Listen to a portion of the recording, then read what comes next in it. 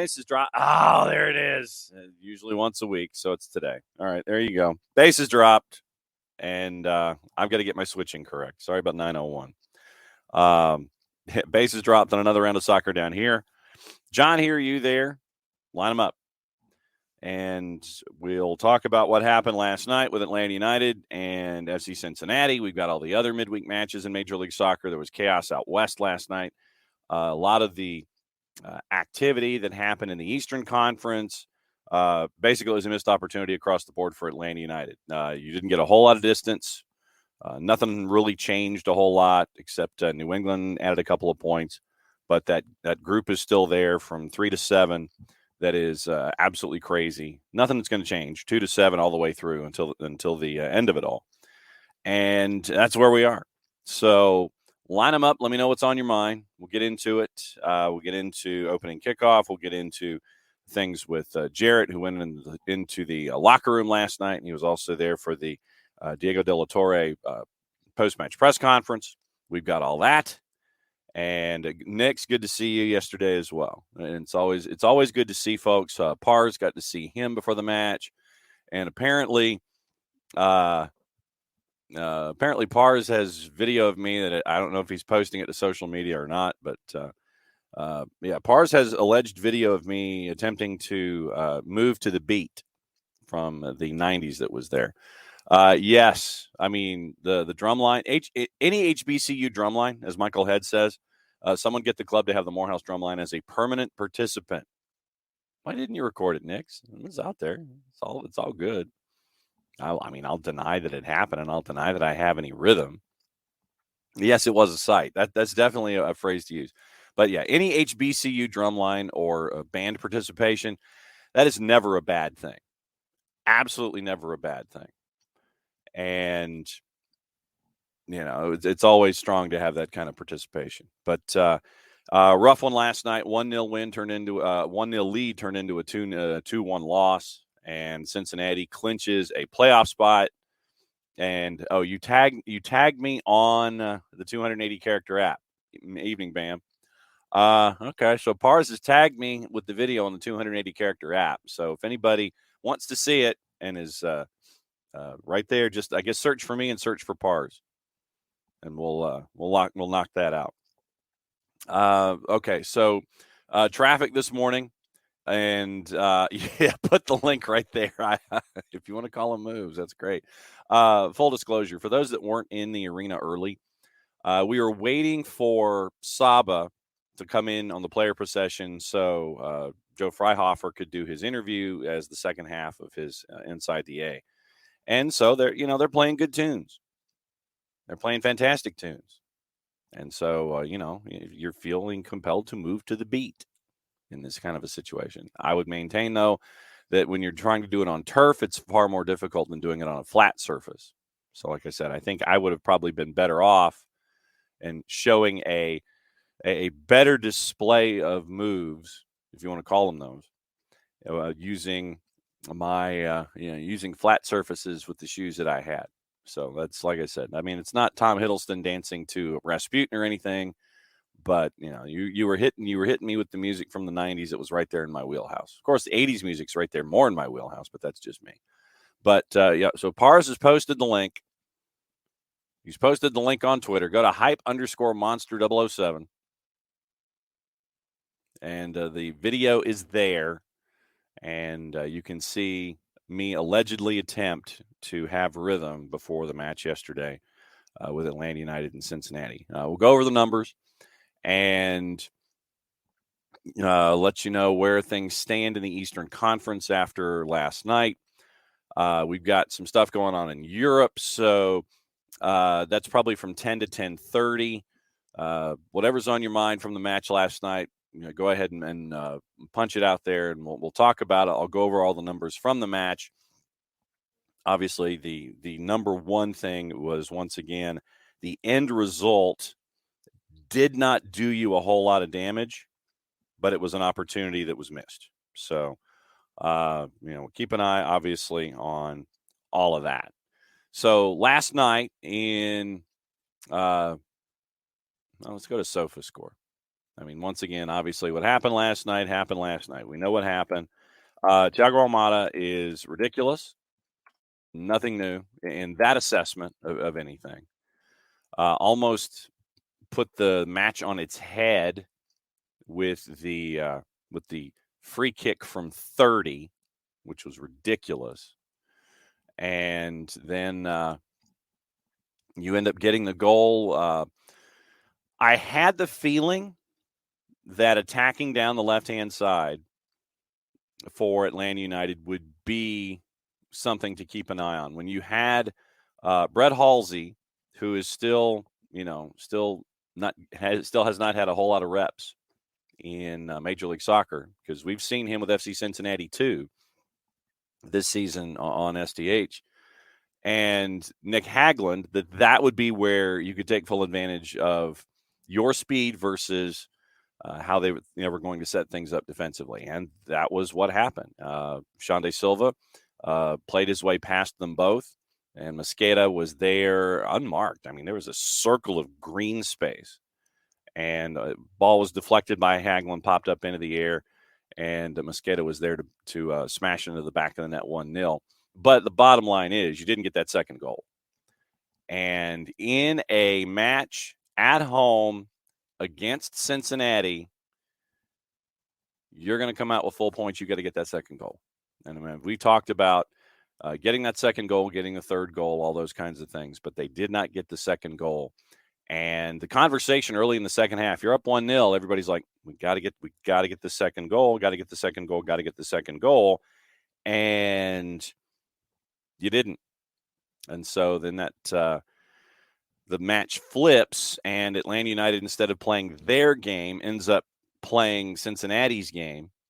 And instead of doing things in transition with your speed and such, as Diego said last night in the post-match press conference, it was dribble. It was not what we saw against Nashville. And you look at Michael Parkhurst on Twitter, man. Michael Parkhurst is like Lucho Acosta MVP by a far margin, and you see why. And the setup for him on the game time goal, it was a crowd of individuals, great presence of mind for a header on a bit of a give and go, and Acosta just sends it home. And so you got to see front and center why Lucho Acosta is 7 goals and 4 assists, I think, if I remember correctly. I think that is the most of any player against Atlanta United in franchise history. So you got to see that with Lucho Acosta. And then 2 goals in 5 minutes. Brandon Vasquez gets the second one. But the bottom line is, A, you didn't get the second goal. B, you end up playing FC Cincinnati's game instead of playing your own. And that's how it rolls in the second 45 minutes. It goes from 1-0 lead to a 2-1 loss. Numbers on the night, everybody pretty much punched in the 6s, except for Mosqueda, who punched a 7.4 with the goal he scored. Caleb Wiley punched a 7.2. Pretty much everybody, like I said, consistent in the 6s. Thiago is 6'8", Xande Silva is 6'8", Brooks is 6'8", Luis Abram, who continues to impress at the back, 6'9", along with Miles Muyumba. Gigi had a 6.6, and Hasetu a 6'4", Brad a 6'5". The substitutions, once again, Saba and Amar 6'4", 6'5", respectively. Since Tyler Wolf only had a couple of minutes, he got an incomplete from our friends at SofaScore. Stats on the night, XG 1.46 to 0.86, if you believe in those kinds of things, from FC Cincinnati. Total shots 16-9. Most of that happened in the second half for Cincinnati. Shots on target 4-1, which means shots on target 7-6. 5 blocks for Cincinnati compared to 2 for Atlanta United. 22 fouls, 3 yellow cards. That's another discussion that we can get into.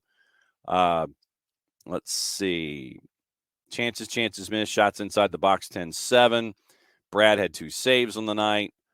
500 passes. That's got to be. I got to go back and look at the numbers. 500 passes. That's a lot of passes. That's probably too many. Going off of what Diego De La Torre said. After the match, that's a lot of passes. But of course, when you have control and you have you have most of the possession on the night, then it ended up 59-41 for Atlanta United. And you would think that with those kinds of numbers, once again, Atlanta United wants the ball. Cincinnati does not because they're Philadelphia South. 59-41 on possession, 500 passes, 350 for Cincinnati. Long balls, 26-25. Atlanta crosses 5-4 Atlanta. Successful dribbles, 10-6 for Cincinnati. Duels won 52 of the 102 go to Cincinnati, and they won 17 of 29 in the air. 22 tackles for Atlanta United compared to 16. 16 interceptions compared to 3. 32 clearances for FC Cincinnati defensively last night. So 32-15 in that, and those are your numbers for the match last night. Standings after what happened in the Eastern Conference. Cincinnati, they're in the playoffs. They got the win. They're at 57 points. First one in the Eastern Conference. Now, the chaos that is 2 through 6, now officially back to 2 through 7. 2 through 7 separated by 7 points in the Eastern Conference. New England, 46 points, 13 wins on the board. They have not lost at home all year. They're 10-0-3. Orlando's at 44 points. Philadelphia's at 43, Columbus 42, Atlanta 41, Nashville 39 with the point that they got last night against Messi and friends. So once again, 44 through 39, 44 through 39, and technically 46 through 39. That's 2 through 7. Montreal, 35 points. They're kind of right. They've got some space. Chicago's at 32, and that's your playoff bar. DC and Charlotte at 30 points each, only 2 points back. This is below the playoff bar now. 8 wins to 7, DC and Charlotte. Red Bulls at 29 points, 7 wins to 6 over their brethren across the river. NYC, 6 wins and 29. And apparently the Maxime Chanot stuff has gone sideways. Miami and Toronto, they are tied in points, but Miami is still out of the cellar with 2 more wins than Toronto at 4-13 and 10. That's the Eastern Conference. Western Conference is still crazy for different reasons, lower points. St. Louis is on top at 47 points. LAFC and Seattle. LAFC has better goal difference by 7, puts them in second versus third. Houston's at fourth at 38. Vancouver has better goal difference than RSL after what happened last night, 37 points each. That gets you to 7. Minnesota and San Jose have the same number of wins. Minnesota's got better goal difference, 7 and 8. Dallas, who is 7-3-2 at home, will be without their keeper because of a 12th minute red card last night for handling the ball outside of the 18.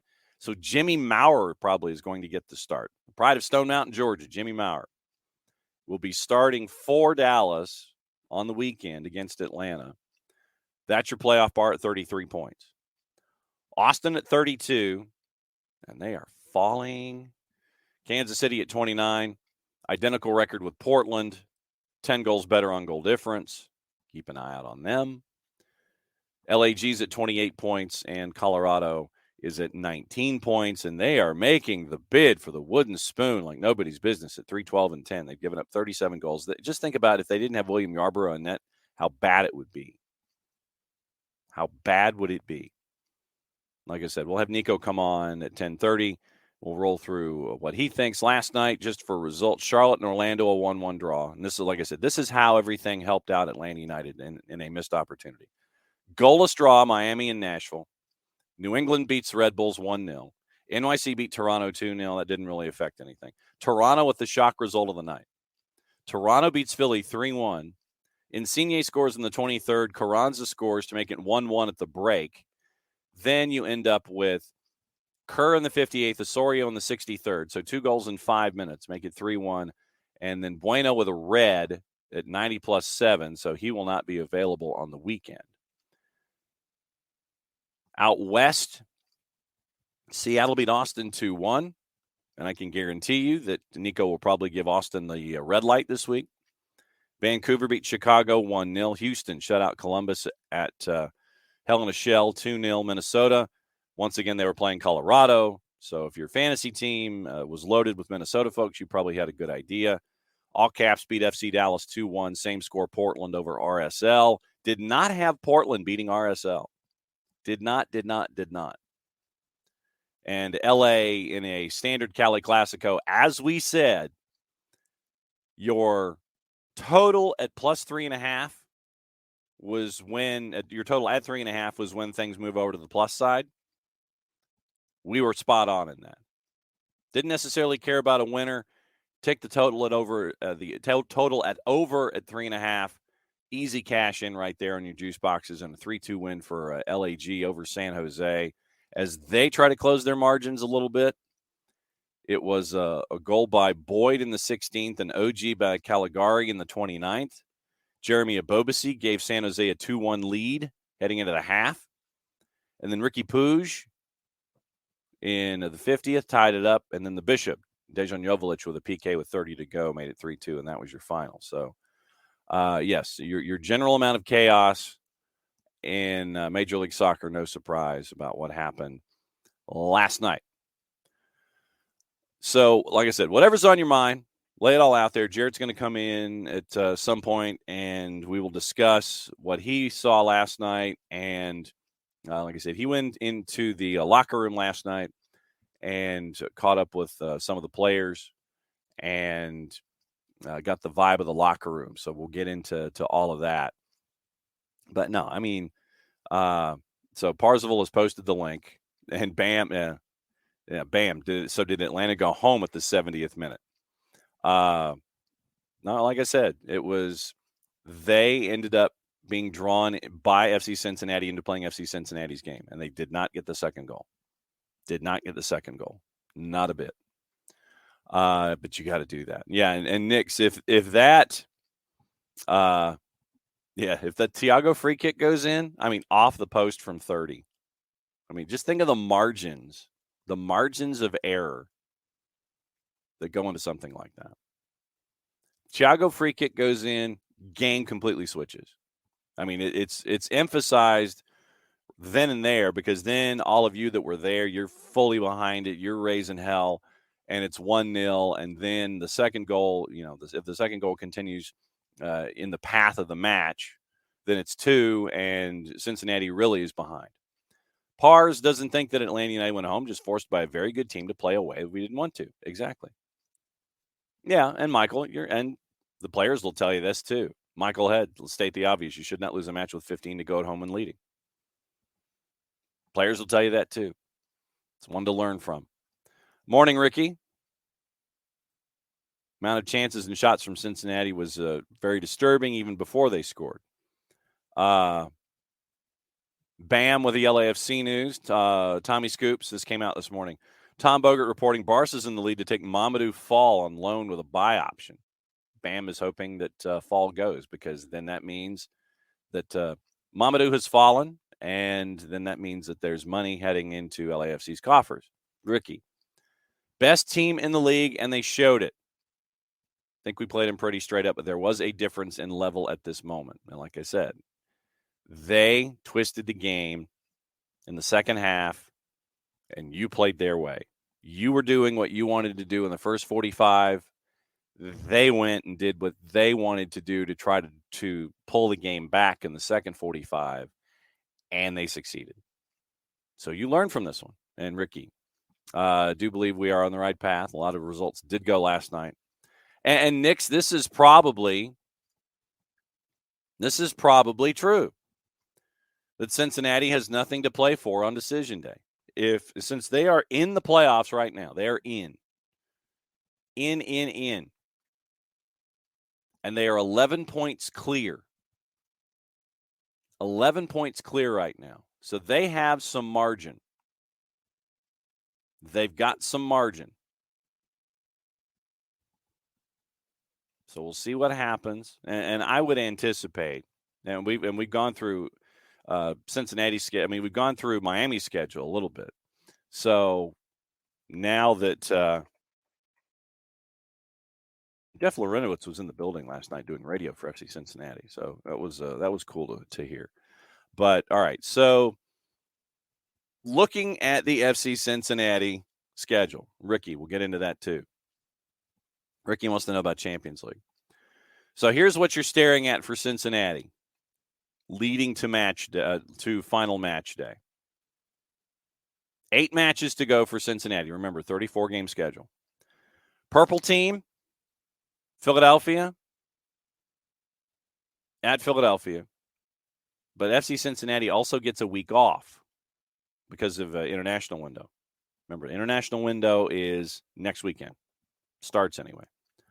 So Cincinnati and Orlando this weekend in Cincinnati. They're probably going to trot out the same lineup that they did. Off week, Philadelphia, Cincinnati at Subaru Park. You know that one's going to be a dogfight. They're going to throw turf and food and everything at each other. 4 days, and they're going to play 3 matches in 7 days. 16th, 20th, and the 23rd. Philadelphia, Montreal. In Montreal, we all know about how Montreal is a tough place to play. And then you end up with a home match against Charlotte, which, you should be taken care of. Then you go to BMO to take on Toronto, another match you should be able to take care of. Then that gets you into October. 2 matches in 4 days, hosting Red Bulls. And then you go to Fort Lauderdale to take on Messi and friends on the 7th. And then you have the match, once again, another gap week. And then you end up with the matchup 6 o'clock.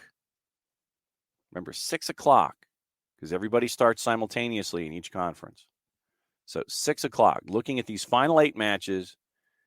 They got to take care of business with Orlando, but they've got some manageable matches. Charlotte at home, at Toronto, home against Red Bulls. That's 3 of their 8. So BAM lets us know that at noon Eastern time is the Champions League draw. 8 matches to go. Hosting Orlando, at Philly, at Montreal. Hosting Charlotte. Going to Toronto. Hosting Red Bulls, going to Fort Lauderdale, off week, decision day. So there's some room there when we're looking at Cincinnati. There's some room there to think about what we were thinking about there on decision day. 6 o'clock start. Yeah, Nick's Conti forecast to be 97 degrees kick Saturday in Frisco. That's suboptimal. And what I would also anticipate, since it's been 3 matches in 11 days for Atlanta United, with this match in Dallas, probably going to try to make sure that you can get a push early. And the physio staff is going to come in here, and the physical and the analysis of player usage and wear is going to come up big here. So we'll look and see. I would continue to see on the left-hand side a combination of Shande Silva, Tyler Wolff. The right-hand side is going to be your combination of Mosqueda and Saba. Gigi up top, and then trying to figure out how many minutes these folks can go. So we'll see what happens with all of this. But the biggest note coming out of the Dallas match, Jimmy Maurer is going to start because of the red card to Pais, their keeper. So that will be interesting with Jimmy Maurer in net for Dallas on the weekend. Yeah, 7:30 at night. And by the way, subtle plug, it is a doubleheader Saturday with Atlanta United. So we've got the 2s here on the network.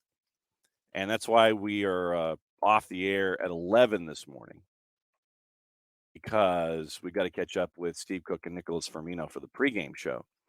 But just as a reminder, 5 o'clock on Saturday, 4:45 will be your pregame show. 5 o'clock from the Fraction, Atlanta United 2, FC Cincinnati 2. I always seem to be paired up with FC Cincinnati here these days.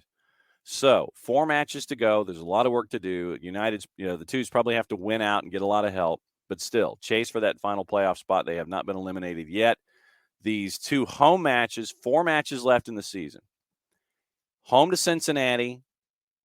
Next weekend, Will gets to see the Twos and Hunt City at Joe Davis. Then on the 17th, it is Inter Miami 2. Then last day of the regular season, the 24th, it is at historic Crew Stadium taking on Crew 2. The home matches, manageable. You've got to get points on the road. You've got to get wins. Like I said, you probably have to win out and get some help. But there's a chance to finish strong for Atlanta United 2. Starts 5 o'clock Saturday afternoon, 4:45, your pregame here on the network. Then after we're done, 8 o'clock pregame, 92.9 The Game on the Odyssey app, Mike and Jason in Frisco for Atlanta United and FC Dallas. So basically, you can be at the Fraction, watch Atlanta United 2 and FC Cincinnati 2, go home, get everything prepared, and then watch Atlanta United and FC Dallas and listen to Mike and Jason on the Odyssey app and 92.9 The Game if you have a digital tuner like me that's 25 years old and you can still listen over the air. So, doubleheader Saturday. Reminder, doubleheader Saturday for the Twos and for the first team. 5 o'clock, 4:45 pregame. Atlanta United 2, FC Cincinnati 2. 8 o'clock for an 8:39 kick in 11,000-degree weather in Frisco, Texas, Atlanta United and FC Dallas. So very, very busy Saturday here on the network. Doubleheader. I'm looking forward to it. But like I said, that's why we're off at 11. We got to catch up with Coach Cook and Nicholas Firmino. Soccer for Good OG. Still dislike Lucho Acosta very much. You are in the majority opinion. Outside of Cincinnati, OG, you are in the majority opinion. But it reinforced why he is such a pain. Incredibly talented player and a pain in the butt. Can't keep him contained for a full 90 minutes. And it's in those moments where he just shows you the quality that he has. And Nick's along those same lines. Last night definitely reinforced his intense dislike for Matt Miazga. And obviously Cincinnati being Philly Southwest or Philly 2.0 or however you want to describe it. There was a lot of Philly in this group. The handling, the fouls, the falling down, the trying to waste time, starting with like 15 to go, with mysterious maladies that would cause folks to fall down, like Matt Miazga. So, yes, the dislike for Lucho Acosta is strong, and the dislike for Matt Miazga is also strong, if not reinforced after last night. Michael Valverde says that the team was naive at 1-0, 70 go low block. You know, if it's not their DNA, it's a difficult thing to adjust to. There are ways to be sound defensively. Maybe if you'd gone another 10 minutes, then you go into a defensive element like that. But you know, if you've got a lead and you're playing the match your way, but this was when Cincinnati was turning things in their direction. You're going to do you, because once again, if you don't do you, you see what happens. Atlanta United was Atlanta United. First half, first part of the second half, chasing after that second goal that they really needed. They were themselves. They were in control, had possession, what have you. Then when Cincinnati wrestled control away, then Atlanta United was against type, and you see what Cincinnati is capable of doing. Bam on Mamadou Fall. I think he's reached his peak, ready to go someplace else. Ricky, good question.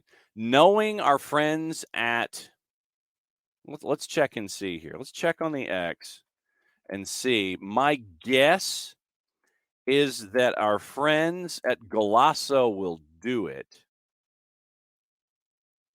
That'd be my guess. Qualifiers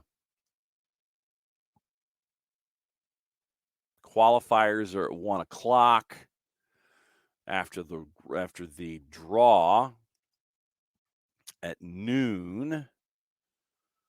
My guess would be Golasso Network. I have yet to see anything official about any kind of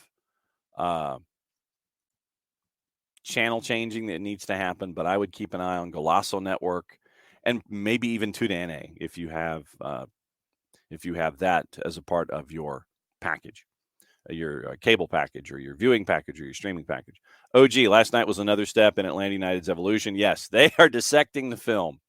They are dissecting the film without question, OG.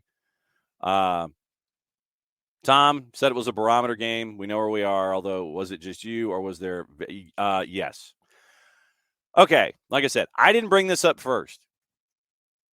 I went through the timeline. Tom brought it up. So, Tom, I tip my hat to you. And I'm going to go ahead and say it this way. What in the wide world of sports was going on last night with the officiating? Armando Villarreal was the man in the middle last night. I want to look at Villarreal's numbers. According to our friends at Pro, because they run these kinds of statistics. So Armando Villarreal,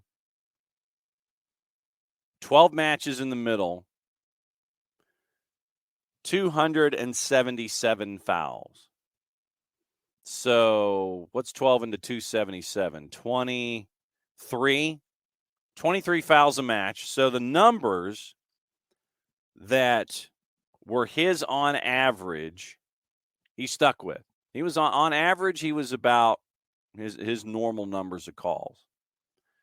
And I wish that I had a broken down average of foul calls. Average amount of yellows, Villarreal has a match 4 2/3. He was under that last night. He only pulled 3, and I think he's only punched 1 red card this year.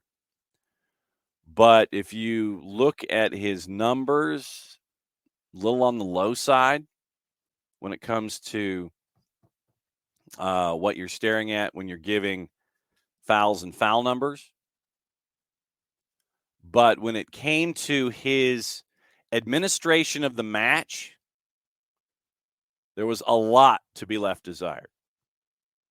Yeah, I mean, David, and thank you for that. Yeah, 23 per match, low for MLS.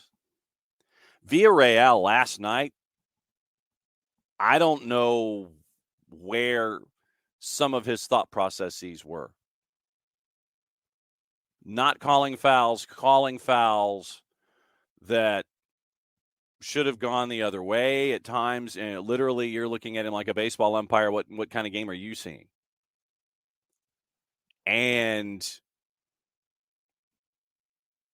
I was in this discussion with Jared after the match last night, and Jared had mentioned that the rule had changed, that if you are sliding and you're bracing yourself, then that is not a handball call anymore.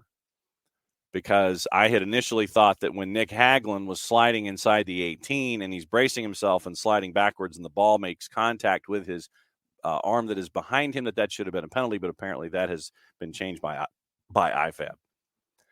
And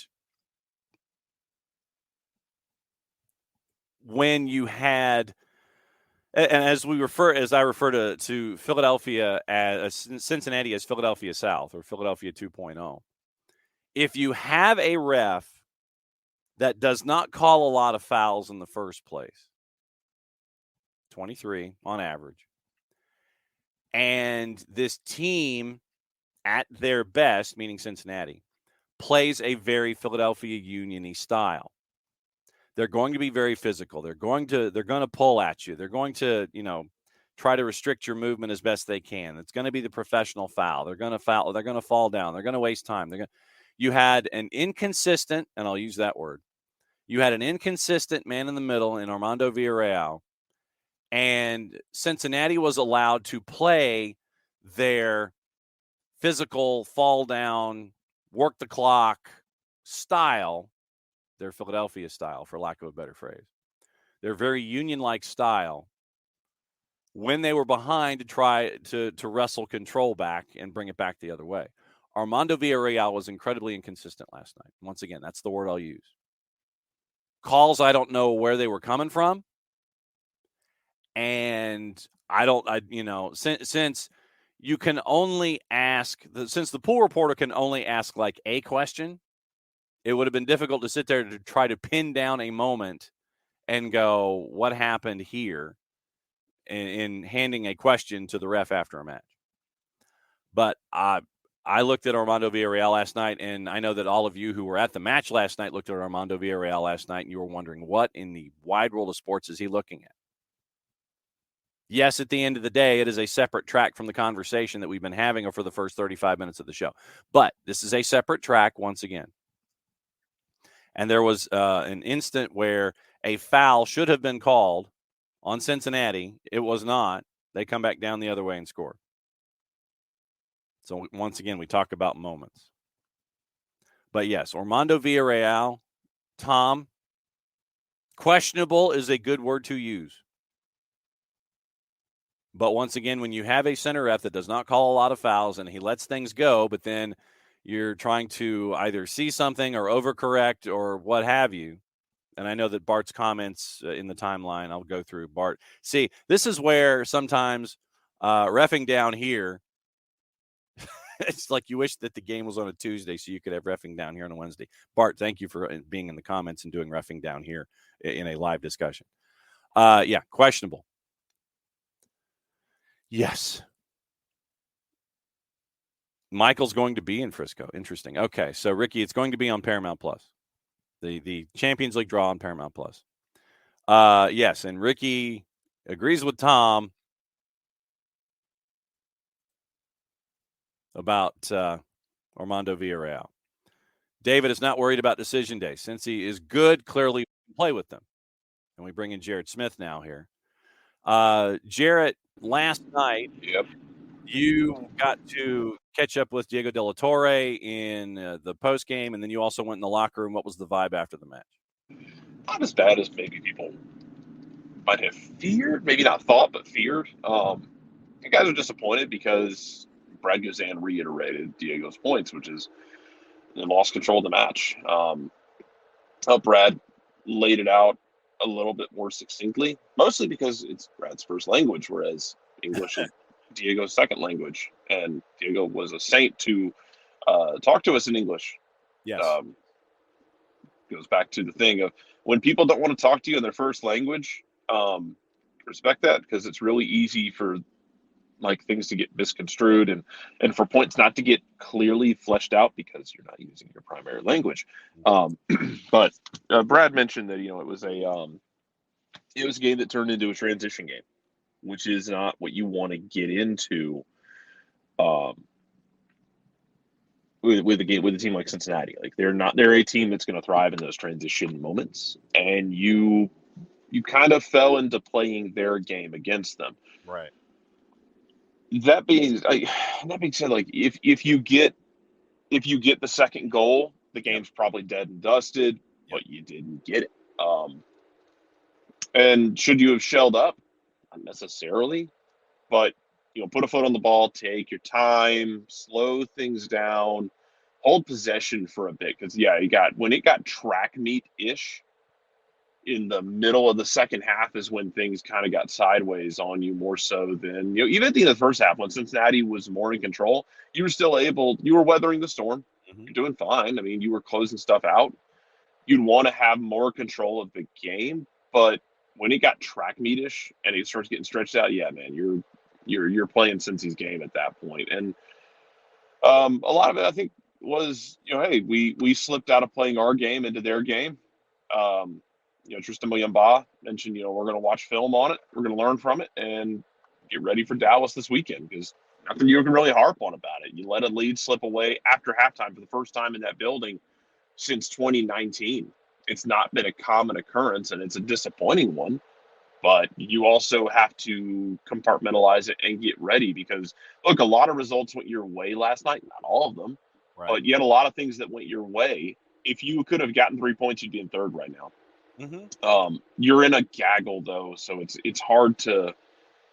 It's hard because I feel like it's one of those things that if you were in third, it'd be easy to say, yeah, but they're a game from slipping right back to sixth or seventh. Right. Yeah. It's just a gaggle of bodies right now, and It's disappointing to drop the points, and they were disappointed, but they were also kind of getting it in their brain that, look, it's a good team you played, and it's a good team that played for Atlanta. They got away from what worked for them, and it's going to be a learning experience to see how you deal with that. Yep. And so, we went through all of the results from last night, just kind of blew through them and laid out where things are for Atlanta United right now. And we were kind of projecting forward to decision day and all that kind of stuff. But, there was also the discussion of 3 matches in 11 days, but Diego basically said, nope, that really didn't have a whole lot to do with anything. But leading into this match in Dallas, where it's going to be 7 gazillion degrees, the next couple of days are going to be a true test where the physio staff and all the analysis is where they really get to earn their money. It is, and to Bart's point, I don't know if like having Mateus play that.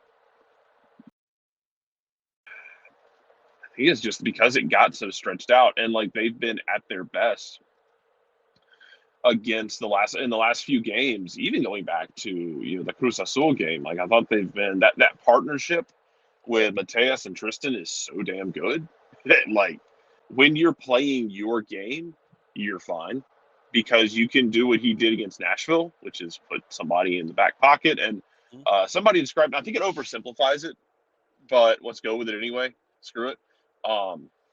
Someone described like Mateus being kind of your passing post there, where he can just ping passes around and then step up and protect when he needs to. I think when you got stretched out, it is you in the ass is that you got into a track meet with a team that loves track meets more than you do, and everybody was stretched all over God's creation. He wasn't able to close out, and then when he wasn't able to close out, no one was. I mean, there were a couple times where you're banking on Miles Robinson or Abram to bail you out and to make those plays, which is going to happen. Like when you get bodies forward, you're asking your center backs to make plays, and they've been really getting good at that. But yeah, man, it was kind of felt like it was just a product of, and this is just me. Feel free to disagree. I thought it was just a product of the fact that it got stretched way the hell open, and there was nothing like it. You didn't have somebody to cover, and then you got in a situation where Lucho Acosta on the ball. It's not going to end well for anybody. Either he's going to fall down or he's going to make something magical happen. Yes. Mm-hmm. The goal that got called off, what was your thought on that one? No, sorry, I'm seeing Bart's point. Not blaming Rossetto, more so disappointed it's still incomplete roster. Yeah, I think it is incomplete. I think, and what's funny about that, man, is I think he's a really good complementary piece in this, because like you got to have that in these roster builds where like not everybody is gonna be the man. Yeah. You got to have guys who are like complementary pieces, like kind of like what Juanjo Purata is right now. Juanjo Purata's not getting starts, but that like in his you watch him on the bench, the dude's lit. Yeah, like Juanjo is. He is what he is right now, which is he's like that third center back, and maybe that changes. Maybe he plays his way back into being in the starting lineup, or maybe he's in Dallas because of match compression. Maybe, but like he's not the man, and I don't think Mateus is the man either. You got to have those complementary pieces. Can you improve it in the offseason, perhaps? Yeah. I don't like. Okay, let's. I'll get into the other goal and the non-goal in a second, because I do want Bart's opinion on that, and I want Bart's opinion on the fact that Cincinnati's defensive midfielder, as Bart said, should have had 4 yellows before halftime. Good Lord. But Obena should have. She should not have been around for. He was trying. Mike Conti and I were talking about. He was trying so hard to get sent off, and it just wasn't happening. To the referee's credit, though, he should have given a yellow to Gigi for dissent, because Gigi lost his mind at the end of the game. And he didn't. So he was pretty consistent about not throwing cards for people yelling at him. In his defense. Right. But let's break out this midfield for a second. Then let's do it real quick. So Tristan Muyamba is just here. That's not going to change. Tiny little dude is a monster, and Ligue 2 is now your marketing efficiency. Congratulations, everybody. We're going to go shopping in second division France because apparently that's where we find magic. You got him. I don't know what Mateus's contract situation is. But I don't think Sosa's here next year. However, you make that happen. It hadn't been working. He lost that starting spot. He hadn't performed well. I'd love to keep Amar Sejdic here just because Amar Sejdic is so ungodly intelligent, and I think he could be very valuable in that sense. Yeah. If you told me next year that it's Mateus with Jay Fortune behind him pushing him, or somebody them pushing them, I would be really cool with that. And then Amar Sejdic in that mix as well, because Amar can just come in and be whatever you need him to be. He's not gonna turn the game on its ear for you, but he's gonna come in and work his ass off and play smart. But yeah, if you told me that's what it was, like that it's Hasetsu next year, maybe someone a little bit better if he moves on, but like have that complimentary piece, I'm kind of cool with that. We'll see how the roster rules change. To your other question, GT said what's up? No, I was going to say, you want to know about contracts real quick. Yeah. End of the I calendar. know there was an extension for Mateus. Yeah, end of the calendar year, according to Transfermarkt, Westberg, Gazan, but Gazan's under control for another 2. Ozzy, Clement Diop, Shande Silva, Sejdic, Hasetsu, Miles, Jackson Conway, Purata's loan, Firmino, Miguel Berry, and Luke Brennan turns into a homegrown. So those are your end of the calendar year decisions that you have to make. So Luke Brennan's going to factor into how you deal with the wingers too, because you're going to have wingers coming free. You're going to have to figure out how you want to make that work as well.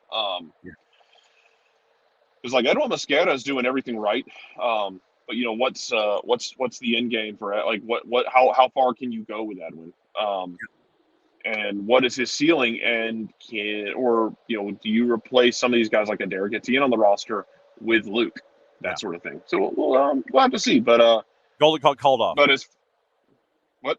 Golden got called off. Golden got caught off. Yes. Yeah, the Golden got called off.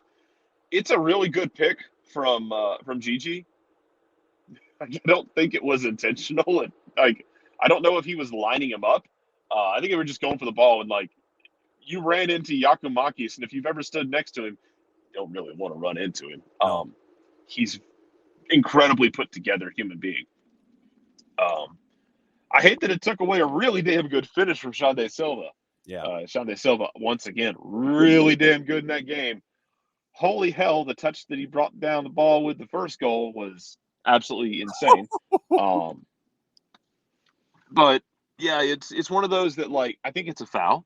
I think because it was kind of inconsistent in the way it was called, frustration boiled over, and I don't blame people for being frustrated because there were inconsistencies about like what was a foul and what wasn't. It kind of felt like that changed throughout the night.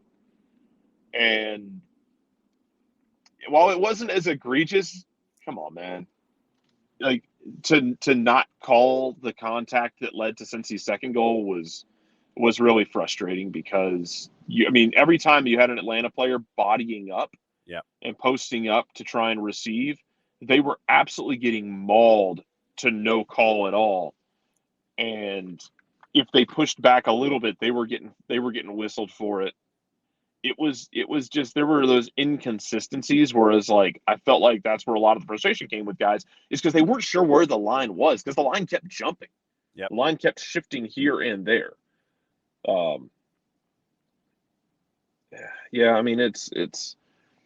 It's a great finish. That would have killed the game off. You'd have been. I think at that point it would have been 3-0. You're done. Yep. Everyone have a safe drive home. Yes. It just sucks that that's not what happened. Yeah. And I agree with Wiley. Like Mosquera had a better than usual game. His first touch is not good. It's chaotic, and there's a certain joy in that, because when your touch is that bad, that sometimes it's good. Like it's kind of terrifying to defend because you know he's going to beat you with pace. Yes. But God forbid, God help you if he gets a good touch in. because there's not really much you're going to do with him at that point. Overall, like, look, dude put his damn laces through it for his first professional goal. That was awesome.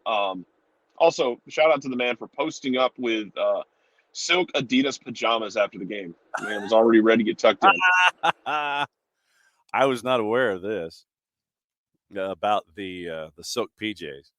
So OG, I imagine you're, like I said, I'm catching up with messages as we go through. Niko Moreno is going to join us at 10:30. So Matt Miazga is a diving fouling cheater. And yeah, and I know, Rich, Cincinnati wishes they were union. It's just that when you bring Noonan over, it's those same kind of tendencies and principles that you do notice. Yeah, and to Bart's point, yes, Matt Miazga should have received at least 4 yellows in the first half last night. Like I said, hashtag reffing down here. Thank you for doing it in the comments today. Yeah, Tom kept Acosta and BV very quiet in the first half, couldn't maintain it. No fake injury, 3 minutes of stoppage. I thought it was 2 in the first half. I legitimately thought it was 2 in the first half. Have not seen any official call-ups other than Miles. Have not yet. Let's see. I'm not going to show Tom's comment when Tom realizes that Bart is in the chat. Bart, nope. Villarreal was bad. Especially annoyed at how he used cards and how he called both halves almost right at the allotted stoppage time. Both when Atlanta United had an attack. Yes. Second half specifically. In the attack, Atlanta United trying to chase after an equalizer. And nope, no more time. We're done. I'm going home. We're done. And that is one of my universal pet peeves. One of my universal pet peeves is when you have a center ref who will blow his whistle to end a half or a match in the middle of an attack. It's like, nope. Bang. Nope, right there. We're done. Right there. We're done. I have no idea what happened. I don't either. But no, I was discussing the Bart comment where Bart said that Villarreal was bad, annoyed by how he used cards and how he called both halves right at the allotted stoppage time, both when Atlanta United had an attack. That is one of my biggest pet peeves of a center ref who will blow a whistle and be so rigid in his stoppage time that if you're in the middle of an attack, it's like, nope, we're done. I'm going home. Yeah, and it'll be fun. It'll be a fun one to discuss with Art, like next time we do reffing down here about like the confrontation thing. Because being it gets Pro's getting mad at Jarrett. Yep, Pro's mad at Jarrett.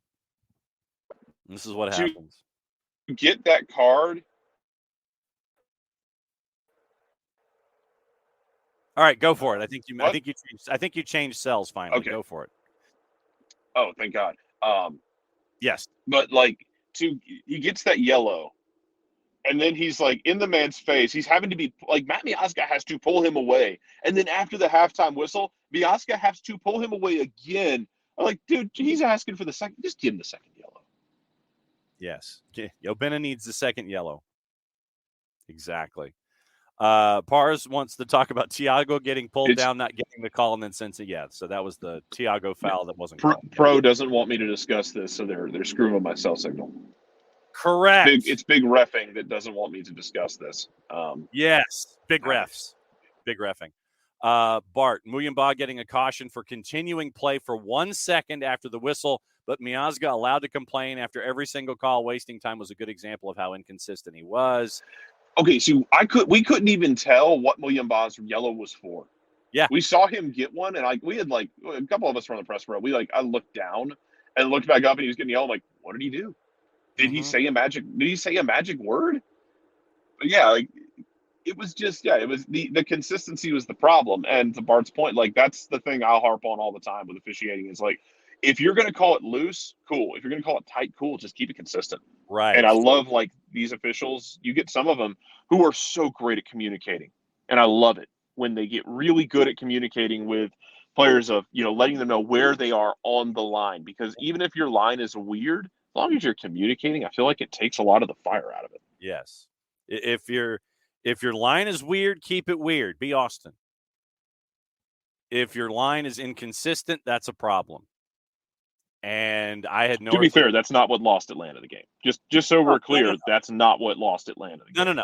Atlanta got away from themselves, right, and decided to get outside of their comfort zone and slipped up against the team that's going to win the Supporter Shield. Yeah, no, this is a separate lane of traffic. This is a separate. Just so we're clear. Yeah, separate. It's annoying the way he called it, but it did not cost them the game. They cost themselves the game, getting out of their own comfort. Right. Then David said Cincy winger had a ball roll out shortly after the Muyumba yellow. Then he slowly kicked it toward Brad. More aggressions, no yellow. I think I remember that one too. Michael Valverde ref allowed the Cincy players to shout him down, but then hair trigger yellows to Atlanta. Let's see. I didn't see Rob Valentino. That's a good question. I didn't see Rob there last night. Not either. Actually, I think someone said he was there, because I think someone said he was there, but I didn't see him either. But, no, Diego was the man on the touchline. Yeah, Diego was the man last night. Let's see. Diego's also real high on those list of people that I'm not fighting on site. No. I like Diego a lot. I'm just not fighting him. Yes. Ricky is doing our yeoman work for call-ups. Ronald Hernandez not called up by Venezuela. Saba got called up for Georgia. Ricky actually goes to Georgian footy. Are you following a Georgian footy now? Are we all following Georgian footy? Georgia, I guess we should. If this is the official, all the latest news and updates, I guess we should probably follow them now. Georgia announces the squad for the upcoming qualifiers against Spain and Norway. Koshorashvili and Kalandaje debut call-ups. Full squad list. Lobjanidze is in the midfield for Georgia as they work their way up. Ricky has not seen anything on Luisa Brom yet, so that's where we are. We are at we're close enough to the top of the hour, so I'm going to go ahead and I'm going to read a promo because it's the halfway point of the show. Niko Moreno joining us at the bottom of the hour for Thursdays with Niko, where we go through things from the Pacific perspective and go over the crazy evening in the Western Conference and anything else on Niko's mind. Red light, yellow light, green light, and I'm guessing Austin's probably going to be a red light. That's just me. All right, so that means that I've got to go and find the music and make sure that I take it out of loop. Otherwise, it's going to play for the entire show. And when I pot it up, surprisingly, for some reason, I'm going to get the hell scared out of me. So here we go. Product-free, clean, fresh air, one place you need to go. It's a Lemonize service. QR code over my left shoulder for those of you watching on the SDH social media channels, because it's not just Twitch. It's Twitch, Facebook, and you heard it on the X, the 280-character app. It'll be on YouTube later. Lemonize service deodorizes enclosed spaces like houses, apartments, and condos. They've created a customized solution that eliminizes all organic odors, including those like pets, cigarettes, and food. Realtors and property managers use the Lemonize service to eliminate bad odors to help them sell or rent their homes that much faster. It's a turnkey process. I have no idea what that means. It sounds good. Turnkey process that makes it easy to work with said realtors and property managers. Kind of the environment we like that. I know what that means. Offering a green way to get rid of odors without any kind of toxic residue whatsoever. Different than Febreze or our favorite masking agents that we have either under the sink or above us in the cupboard, because when we reach under the sink or above us in the cupboard to pull out said masking agent, there's a reason that it is called a masking agent. Because all you do when you spray it in the air, you mask the odor. You don't attack the problem like our friends at Lemonize Service do with their proven scientific formula. Pricing very, very easy, either by the cubic foot or parts per million, to come up with a price that's affordable for you. Offering results in 24 hours or less. If you have any questions, frequently asked or otherwise, go to the website. This is where I grab a pen or my pen or the pen. Lemonize.com is the website, but do us a favor here at SDH. Go /Atlanta after the .com so they know what part of the world that you are reaching out to them from to end a sentence and a preposition. Full homework assignment, ELIMINIZE.com /Atlanta, Lemonize.com /Atlanta, Lemonize.com Preliminary Service, proud sponsors of everything SDH on Thursday. Thoughts across the board. Like I said, Niko Moreno joining us for Thursdays with Niko at 10:30. We're going to 11 o'clock because we've got to get smart about the twos. Catching up with Steve Cook and Nicholas Firmino for our pregame show. 4:45 on Saturday afternoon. It is a doubleheader broadcast day for Atlanta United. 5 o'clock shortly thereafter, it is the twos and FC Cincinnati 2 from the Fraction. Yours truly will be there. Jarrett, will you be there? No. Rats. I'm sorry. I got to go to Georgia State tonight to do the damn Rhode Island game, and I got Friday night football. I need a day off Saturday. Okay. All right, just checking. So it will be me in the booth at the Fraction with all of you who come to the penultimate home game for the regular season here in 2023 against FC Cincinnati 2. So pregame show 4:45, kickoff a little after 5. When we're done and everyone leaves the Fraction and heads home or wherever you're going to go, you have time to take care of some business before you settle in to watch/listen to Atlanta United and FC Dallas. 8 o'clock pregame show on 92.9 The Game on the Odyssey app. And 8:39 kick from the surface of the sun, apparently. It's going to be 97 degrees in Frisco, Texas. So you'll be with us on Soccer Down Here on the app and at soccerdownhere.net a little before 5 o'clock. When we're done, you leave the Fraction, you get ready, you get prepared, you're getting ready. 8 o'clock pregame, 8:39 kick, Atlanta United and FC Dallas from Frisco, Texas here on SDH and on 92.9. So a doubleheader day for Atlanta United and Atlanta United 2. We start things off. Atlanta United 2 is the appetizer at SDH, and then you have the first team going on at 8 o'clock before everything goes. And Tom, to your point, these days when we have activity that we see on the 280 character app, we do identify it this way.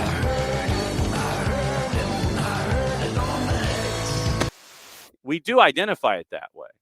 So, I mean, it was an easy grab for us on the 280 character app by its current identification. So if any news does break on the 280 character app, we do lead in with that these days. Let's see. Derek Etienne got called up for Haiti. Michael Valverde says, Jason talks about finishing sequences with shots or crosses. Atlanta did a lot of that in the first half. In the second, they decided to dribble through the midfield a lot, turn the ball over, spring counters. Good lessons for the rest of the season. Slow down when you have the lead. And David Latorre mentioned that post-match when he was talking about dribble, Jarrett. That was, they got out of their own character, and Diego mentioned it. Yeah, and dribble, I know is a weird word because people get weird about dribbling sometimes, but I mean, yeah, that's what it was. Is you're trying to just play through the midfield, and then you're not trying to straight up counter so much as you're getting into these transition games where it's we have the ball, everyone, full speed ahead. Jesus, we turned it over, everyone, full speed other direction, and then you start navigating like the damn Titanic, and everyone gets stretched out. And yeah, so I mean, it doesn't have to be you get it and then you just sit on it. You build patiently. Because we talked about it before. Frank de Boer was a guy who also harped on that a lot. That you want sequences to end with a shot or a ball going out of play or any kind of stoppage in play, so that you don't get into a transition game. Right. It's why we discuss it. You want those sequences to. And it's we do the same thing in basketball.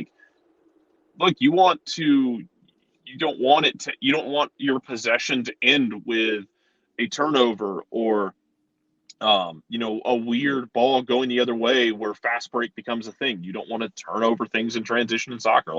You want it to end with maybe a foul, maybe a throw in, maybe a goal kick. All those are fine. You can get reset. Yep. You also frustrate the absolute hell out of a team when that happens too. Right. Correct. And so you've got spring in Australia. Jesus, man, I forgot. I keep forgetting that Australia is like literally not just on the other side of the planet, but also in the other hemisphere. It's like it's spring now. I'm like, the hell it is. yeah. Oh, Well, for you it is. yeah. Sure.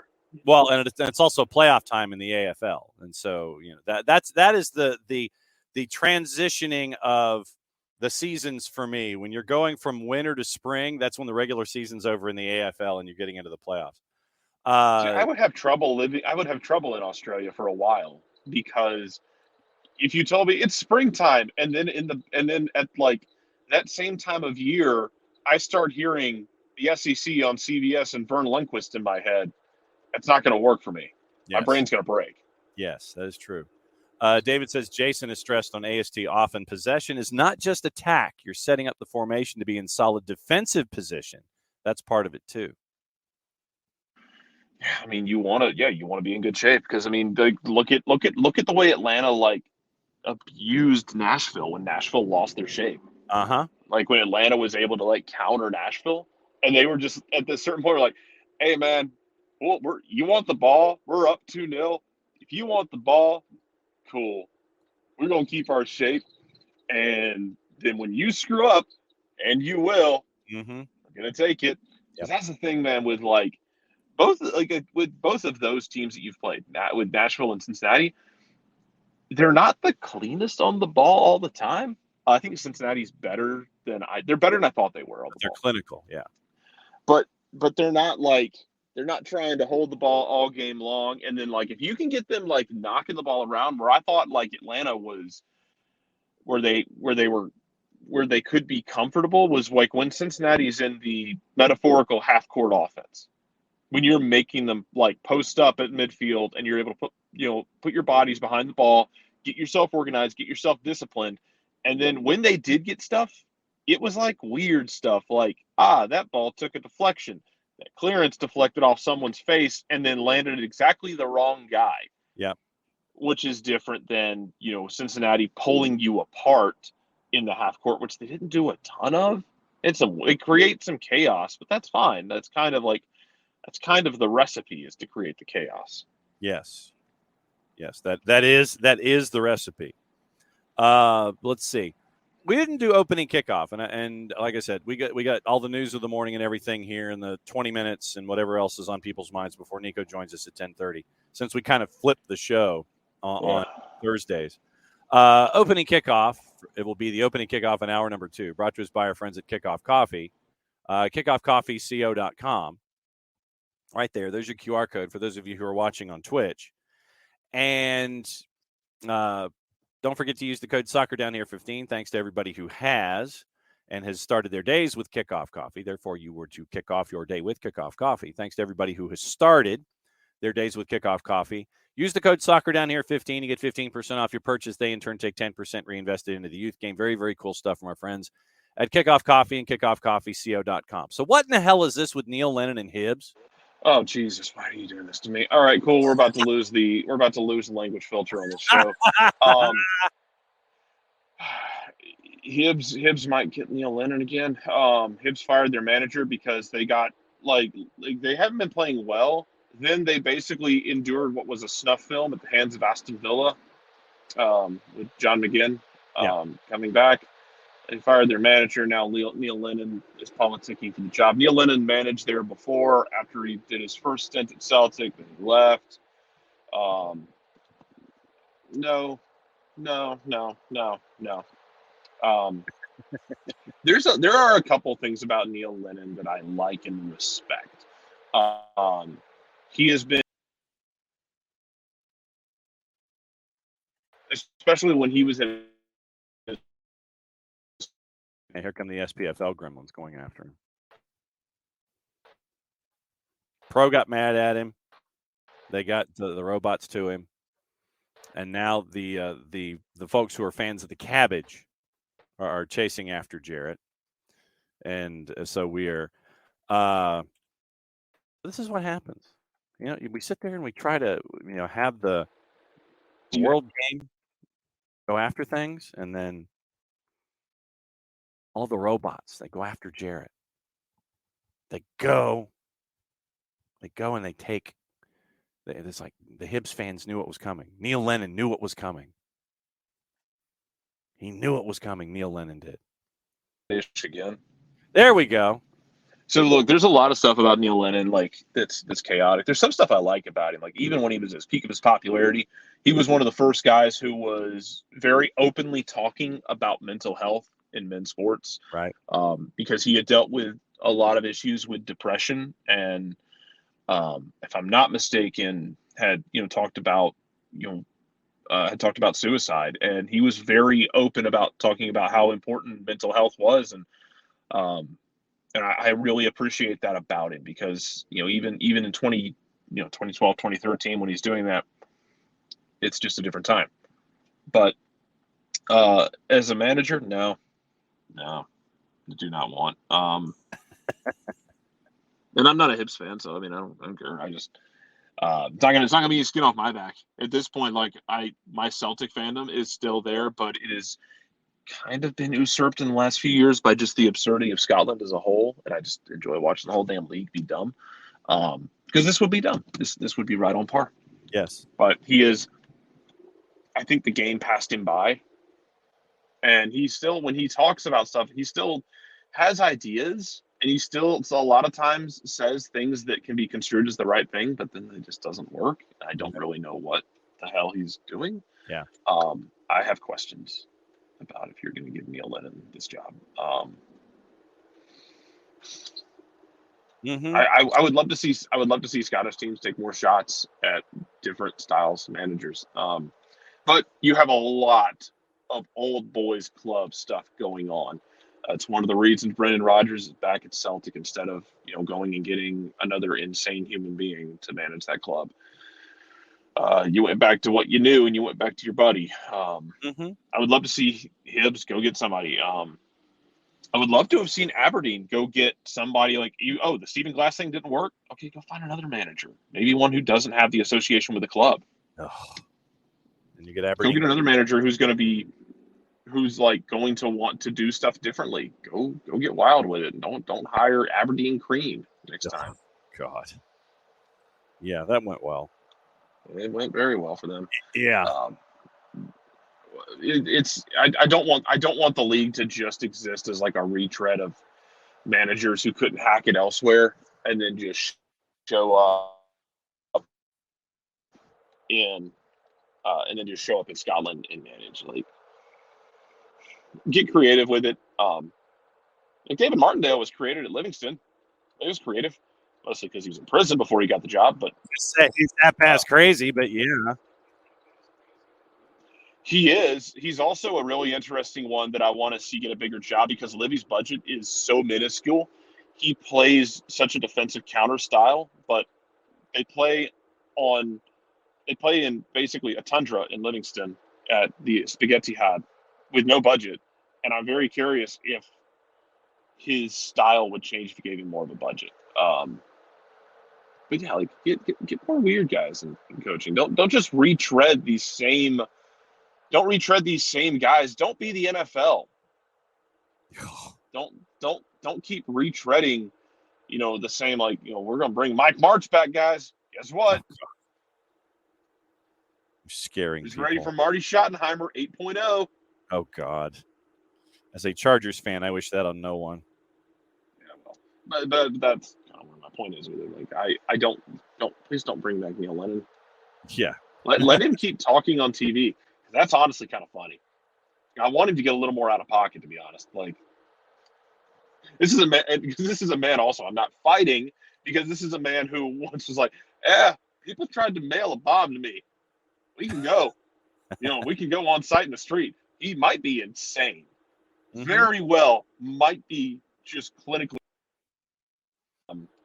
Yeah, the good does not outweigh the bad, for my opinion, for putting Neil Lennon back in charge. I feel like for Hibs, you're just settling if you do that. And yeah, maybe he gets you into a top 4, top 5, maybe. Which that's what you're expecting anyway. You're in an eternal battle with Aberdeen and Hearts for the most part to be who's number 3. You're trying to figure out who wants to be the third chair on the deck. Yep. So I don't know. Do better, Hibs. Go get somebody weird. Do better. And Bam Find wants ambition. Bam wants him to take Arnold, so he's no longer the head coach of the national team. So that's Oh, buddy. You know what though? I don't know how much of an old boys club Hibs is compared to some of the other clubs. That would fill that void though. If they wanted to be old boys, like that would certainly do the trick. Jesus, that is a cursed statement if I've ever heard one. That's okay, Bam. I am emotionally like preparing myself to be disappointed when Ange Postecoglou is not the national team coach for the United States in 2030. Oh. Because after 26, I want Ange Postecoglou with a cycle with the U.S. national team. Like as soon as the 26 World Cup is done, thanks, Greg. Bye. Go coach. I don't know, Club America or something. Go coach Cruz Azul. I don't know, man. There you go. Go. I don't know. Like pick a team. Go coach somewhere else. Yes. And put Ange in charge of the U.S. national team. There you go. And Bam says he'll be at Barca by then. That's opening kickoff. Don't do that to me. Brought to you by our friends. Barcelona can't even register like they can't even register a ferret. No, much less players or managers. No, they can't. No, that's not going to happen. Yeah, registering ferrets might be more possible than bringing players. Like go ahead and do your go ahead and do your back sell for our sponsor, and then let me yell about Barcelona. Okay, that's your opening kickoff. Wow. Brought to us by our friends at Kickoff Coffee, kickoffcoffeeco.com. Thanks to everybody who has been using Kickoff Coffee to kick off their day. And once again, don't forget to use the code SoccerDownHere15. Get 15% off your purchase. They, in turn, take 10% reinvested into youth initiatives. Very, very cool stuff from our friends at Kickoff Coffee and kickoffcoffeeco.com. There's your back sell. Go. Sorry, that person on a motorcycle had to let everybody know how big his penis was. Happens. Anyway, like Barcelona was linked to Mamadou Fall. Yes. Because the window's about to close. Yes. I guess it was supposed to be like a loan with an option to buy is what they're going for, which is just outstanding because I don't think Barcelona can actually register anyone right now. I'd gladly pay you Tuesday for a hamburger today. Yeah, man, like it ain't the same thing as who was it who bought Reggie Cannon? Boa Vista. Yeah, Boa Vista, who hasn't paid a cent. Nope. To Dallas. Like it's gone to court. It's like arbitration. And they still haven't paid. Yeah. It ain't that. Because at least like Barca's like, hey, we can't pay you for him, but like you want to loan him here and maybe after maybe we like move some money around, maybe we like cook a few bucks and maybe we can clear some cap space for him. Like, I don't know. Like man. Barcelona, just please stop being drunk. Go find a program someplace. It appears that in other international type stuff, before Niko joins us in about 10 minutes, according to our friends at Agence France Presse, Jorge Vilda is set to be forced out, and this is their wording, Agence France Presse, as the sexism scandal engulfs the Spanish Football Federation. According to Spanish reports, over 80 national team players are striking in protest until the leadership of the RFEF is changed in the wake of the Luis Rubiales forcible kiss on Jenny Hermoso back on August 20. Vilda, who last week applauded a speech, it was the Friday rant, in which Rubiales refused to resign from his position and railed against false feminism, later criticized Rubiales' inappropriate and unacceptable behavior. So he applauds and then he criticizes after. FIFA provisionally suspended Rubiales for 90 days. Spanish government seeking to impose their own sanctions, and the RFEF have asked him to resign. While the majority of Spain's coaching staff offered to step down in the wake of the Rubiales incident, Vilda did not, after Rubiales publicly announced the coach was in line for a new contract with a big pay hike. Reports in Spain today said the RFEF's regional presidents had agreed on the need for Vilda's departure at a meeting Monday, although he is said to want another role at the federation if he leaves his current post. Vilda and Rubiales have been close allies since 15 players went on strike from the Spanish national team in September 2022. The coach was mocked on social media by football fans as Spain players appeared unwilling to celebrate their successes with him as the team reached the World Cup final and triumphed against England. Many of the 15 who revolted changed their stance, made themselves available for selection for the tournament. Bilda called up only 3, Bonmati, Battle, and Caldente, all Barcelona players. And that probably plays into it too, but no one really gets into just how much. The whole Barca-Real Madrid thing. Jordan Henderson is part of Gareth Southgate's squad. Levi Caldwell got his first call-up as well. Eze got his first call-up as well. No Raheem Sterling, and apparently he's pissed. Eddie Nketiah, Harry Maguire, Jordan Henderson also named as well. Sterling isn't happy, according to Gareth Southgate, after the England squad has been announced. The Saudi Pro League is still intent on a £150 million target in Mo Salah. You have until 11 p.m. local time on Friday, which means 6 o'clock Friday night is the end of the window, September 1st. And the Saudi Pro League is not giving up. Al-Ittihad wants to fork over £150 million for Mo Salah by the deadline. Because Saudi Pro Leagues, while the Premier League transfer window closes at 11 on Friday, Saudi Pro League clubs can make signings for almost another week with their transfer window closing on September 7, willing to pay Mo Salah £1.5 million a week and Liverpool a transfer fee of more than £100 million. 52 times 1.5, £78 million a year. Liverpool continues to say that Salah is not for sale. No intention of selling him. There's been no offer. Hoping to test Salah's commitment to Liverpool despite his agent Rami Abbas ruling out a move earlier in the month with the lucrative salary that could make him Saudi Arabia's top earner, ousting Cristiano Ronaldo and Neymar. So the Saudi Pro League is not giving up. They're like Sheriff Buford T. Justice at the end of Smokey and the Bandit. After Bandit and Snowman and Carrie sit there and say they're going to Boston to get themselves some clam chowder, bye-bye. And Sheriff Buford T. Justice says, I'm not giving up. I'm not giving up. That's the Saudi Pro League right now. The Saudi Pro League is Sheriff Buford T. Justice. What that makes Junior, I have no idea. We'll see. Maybe CR38 is Junior. Maybe Neymar is Junior. Just the thought. But yeah, so the chase continues between Sheriff Buford T. Justice and the Bandit, otherwise known as Mo Salah, and the Saudi Pro League and Al-Ittihad. So we'll see what happens there.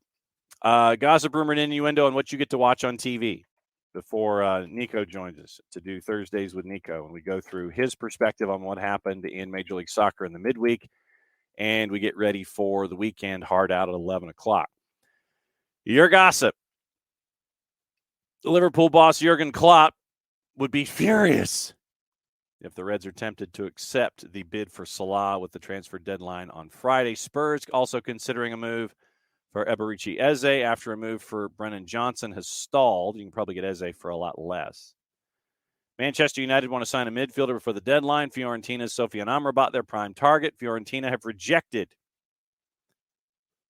United's £1.7 million loan offer for Amrabat, but will reconsider a deal with an obligation to buy. 4-letter paper, $1.7 million loan offer? Man, that's low. 4-letter paper, take the information at your own peril. Manchester United have also contacted Spurs over a deal with Pierre-Emile Højbjerg. Bayern Munich looking at Joao Palhinha, open to the switch, and is valued at €90 million by Fulham. Bayern also set up to offer $50 million for Palhinha and have turned to the Portugal international because there are doubts over their move for Chelsea's Trevor Chalobah. That's from the Telegraph. Dortmund have reached a verbal agreement to sign Southampton defender Armel Bella-Kotchap on a loan deal with an option to buy. Inter Milan looking at making a move for Spurs' Tanguy Ndombele, who spent last season on loan at Napoli. Wolves have made an initial €25 million bid for Strasbourg midfielder Habib Diarra. They can do that because of the money that they're getting on Mateus Nunes. But they have yet to receive a response from the Ligue 1 club. Luton Town are set to sign Manchester United's 21-year-old defender Teden Mengi. That's the four-letter paper. Once again, take the information at your own peril. Nottingham Forest closing in on a deal to take 22-year-old England winger Callum Hudson-Odoi from Chelsea. That's from The Guardian. Sheffield United leading the race to sign Manchester United's midfielder U21 James McAtee for a second loan spell. Al Ittihad have sounded out Liverpool on Ibrahima Konate over a move. I guess if they can't get Salah, they'll try to get Konate, although scorer defender, different elements. Arsenal have agreed on a 17.5% sell-on clause in the £35 million deal that took Valérien Balogun to Monaco. Cole Palmer apparently is undergoing his medical this morning, and it looks like he might be moving to Chelsea. The number is in the neighborhood of $35 million, if the number is correct. And yeah, and Ricky, thank you for posting this. Luis Rubiales' uncle Juan lashed out in an interview with El Confidencial, lashed out at the RFEF. Quote, "He's a proud, arrogant person, and his great enemy is himself." Uncle Juan talking about Luis Rubiales. "He is suffering because of his pride and because of his arrogance, and now he does not have the slightest dignity to get out of this trance in an honorable way. He's a cowardly man. When he puts on the boss's hat, well, of course he feels that he's the best. He's a man obsessed with power, obsessed with luxury, obsessed with money, even with women. I believe that this boy needs a program of social re-education and re-education in his relationship with women." Alexi Bacetta, who is also someone that needs to be followed as a part of all of this, along with Semra, you need to follow her as well. Alexi Bacetta caught up with Vero Boquete. The problem is not if Rubiales leaves or is fired. It is deeper than that. It's something that we've been living and suffering a long time. So this will probably fall into requested reading today when it comes to all of this. And let me see if I can find the link. And let's see. Matthew Hall has an article up at The Guardian. Women see football see the Rubiales scandal as part of systemic problems. Not wrong. Okay, so here's the Vera Boquete speech that comes from, Moving the Goalposts. It's from the Moving the Goalposts interview. And it's from our friends at The Guardian. I am a subscriber to The Guardian and follow them every single year. So required reading from The Guardian on the Moving the Goalposts. Tom, by the way, what's with some English commentators are absolutely refusing to pronounce people's names the way the person themselves would pronounce it, as in their native language. I heard a guy on the Guardian Footy Pod this morning call Højbjerg as Hoberg. That's lazy. That's the best way that I can phrase it. One of the first things that I learned in this business is that families watch. Families watch. And when I'm interviewing somebody, when I'm doing a 1v1 here at the network, whether you see me out in the field doing stuff with football or whatever sport, whatever the interview is attached, I always make a point if I don't know.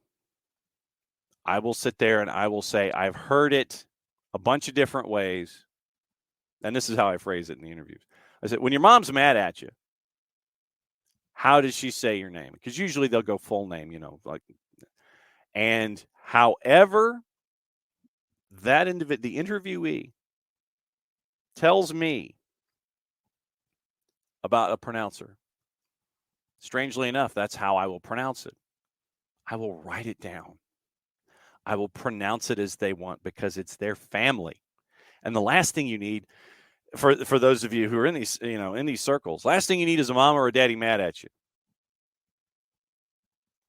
It is our duty as a basic responsibility in this business to pronounce things correctly.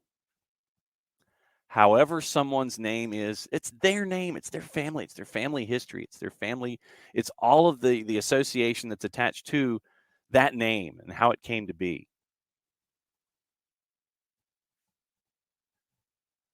That's just how it is.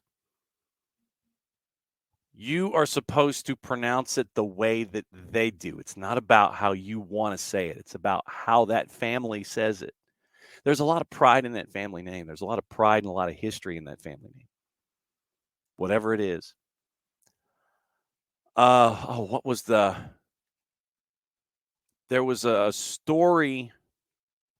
Nicely done, Nick. You passed. Well done. Okay.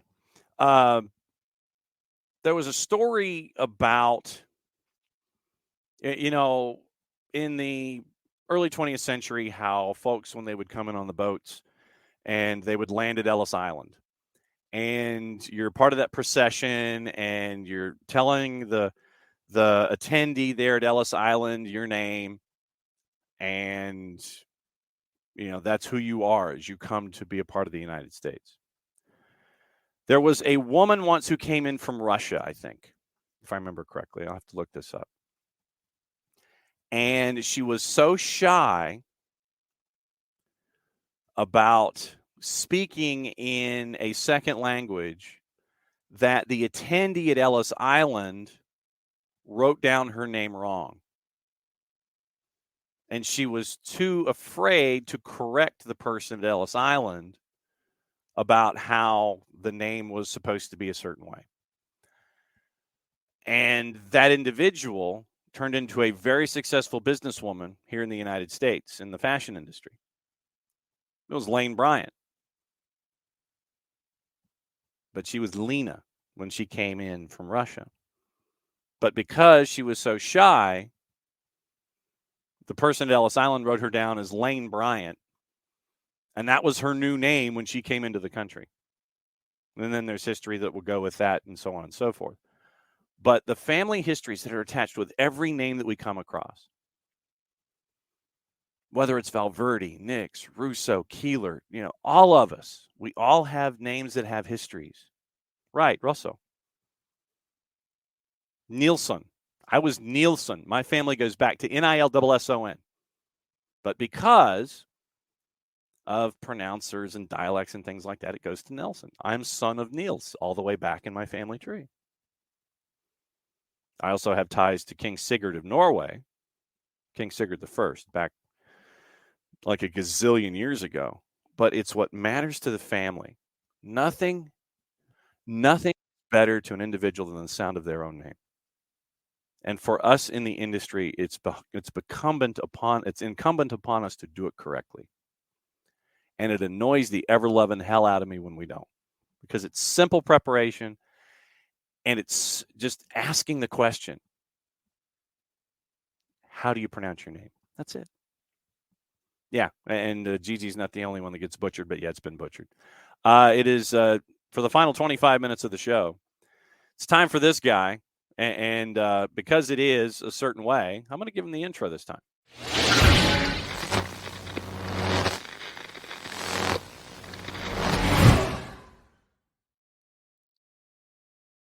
Beat 2, 3, 4, and there he is. What is going on, my man John? Niko Moreno from Pulso Sports and the Soccer Bar, hanging out with us till the top of the hour. And yeah, we were getting into before you came in this morning. One of our intrepid listeners, who has a history in media, was raising the question of pronouncers and how it appears that a lot of the time, sadly, we don't do our homework and we just say names that are wrong. And other than it being not cool, it just shows a lack of research. And it seems that there are times where there are announcers that either they don't want to learn, or they don't practice, or they don't ask the question. And it's disappointing when you have folks with families and family histories and the ancestry that's attached to their names. It's incumbent upon us in this business to get it right and to do something as simple as pronouncing somebody's name correctly. And folks, we're getting off on that tangent as we're prone to do. But yeah, that's what we were getting into before you came in this morning, Niko. Yeah, no, I think it just shows the difference in the professionalism of each individual. I'm far from perfect, and especially when you're a bilingual speaker, the way you pronounce something in Spanish is very different of when you do it in English. So you do have to figure out exactly how to get it right. But that pronunciation, like here in Seattle, Albert Rusnak, he's typically called Rusnak constantly. But I like what you said. It's as simple as asking, how do you pronounce your name? And we actually asked him, and he said it's Rusnak. Mm-hmm. So ever since, I do my very best to always call him Rusnak. But yes, I think it needs to be corrected. It needs to be done right. It's okay to get it wrong, but then go ahead and do the research and get it right the next time, right? Don't just ignore it and say, hey, that's the way I pronounce it. So yes, it is something that everyone that is either in broadcasting or even in commentary, just like us analyzing the week or whatever, you should try to do your very best to get this guy's names right. It bugs the hell out of me, Niko. Yeah. Hey, look, I work with a guy that's very by the book when it comes to that, and he helps me out a lot. Either he calls me out right off the bat, or we'll have the conversation later. So yeah, I think it's something that does need to be addressed, and it does make you better. It makes you better. Simple as that. If you do this and you're trying to do it right, you got to get those names correctly. All right, so we had midweek, and it was the standard amount of midweek chaos in Major League Soccer. And let's just plow right into red light, yellow light, green light. I mean, you had Cali, and this is just in the West Coast games. Cali Classico, we were talking about it yesterday, and the total changed from minus to plus in the juice boxes at 3.5, or more like 3.25. And we were like, run with that all day long. And it went to 5. So those who listened to us with that particular total in mind had fun. I did not have Portland and I did not have Zombie Timbers getting a result against RSL. You had All Caps get a win. Houston continues their elements. Vancouver on the road at Chicago, and Seattle and Austin. And I know that I want to get into that one with you as well. Where do you want to start? Red light, yellow light, or green light? What direction do you want to go? Let's start with the red light, and it was kind of a midweek set of games where the visiting teams kind of showed their guns and really came out there and beat on the home teams. Either they flipped the score or they were able to hold on to results. But it seems like in this particular week, it was about the visiting teams shocking the home teams. So yeah, let's start with Colorado as the red team, right? I mean, that's an easy one. They're like plain toast, no jam, no jelly, no peanut butter, just toast. And it's hard to watch. Hard to eat, hard to watch. What's up? Hard to eat and hard to watch. Hard to eat, hard to watch. I mean, this is a team that has only won one of their last 10 games in all competitions. They've been outscored 11-1 in the last 3. They continue to revert to the exact same tactics. That's okay. You got to, believe that what you're working on is going to eventually produce. But with the firepower or limited or lack thereof, if you will, it's just hard to see them get any better. And they continue to run into this exact same wall. And if you are not doing well offensively, and we talked about this in the past with Colorado, then you have to correct it on defense or put everything you got on just making it hard for the other team. But they haven't even been able to do that. So in this game against Minnesota, they get completely demolished. They have absolutely no midfield. They're allowing Reynoso to get in all his favorite spots.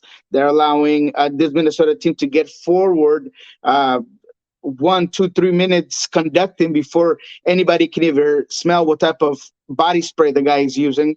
So it was just a really hard game to watch when it came to Colorado. I did put it on last night because I wanted to see Minnesota. I think they're a very hot and cold team at times. They depend obviously a lot on what Reynosa does, but they're starting to come together. So it's a team that I'm watching. But yeah, all around Colorado just terrible. Yellow light. And once again, our parameters here are twofold. It can be a team going from red improving toward green. It can be a team that is degrading from green heading toward red.